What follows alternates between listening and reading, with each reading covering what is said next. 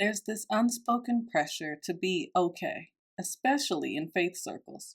We learn to say all the right things, even while quietly unraveling inside. But here's what I've learned.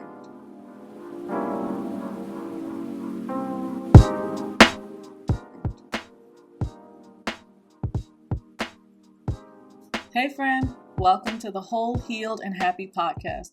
I'm Brittany Davis, and I'm so glad you're here. If you're listening today, you might be in the middle of your own healing journey.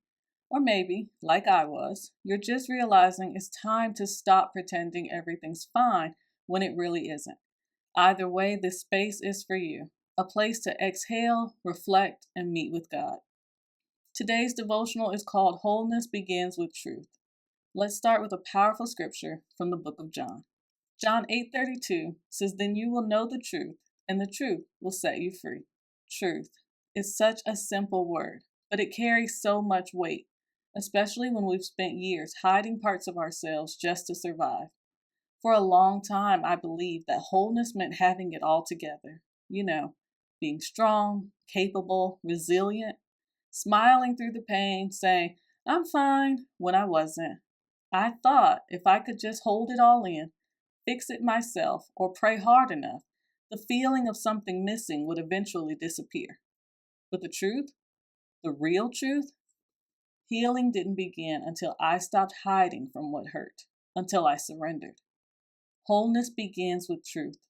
The truth about what we feel, the truth about what happened, and most importantly, the truth about who God says we are. There's this unspoken pressure to be okay, especially in faith circles. We learn to say all the right things, even while quietly unraveling inside. But here's what I've learned. God is not intimidated by your honesty. In fact, He welcomes it. He can handle your questions, your anger, your silence, your truth. When Jesus says the truth will set you free, He's not just talking about theological facts. He's talking about the deeply personal, soul-liberating kind of truth. The kind that pulls back the curtain and allows light to come in.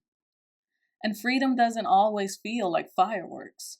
Sometimes it's a deep breath, a whispered prayer, a tear you finally let fall.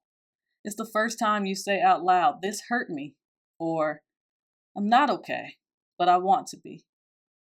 That's where wholeness begins.